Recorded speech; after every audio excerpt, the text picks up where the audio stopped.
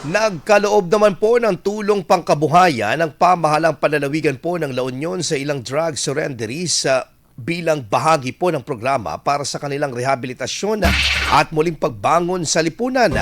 Ipinamahagi po ang kauna-unahang capital assistance for livelihood projects sa siyam na mga drug surrenderees mula sa iba't ibang bayan sa nasabing lalawigan.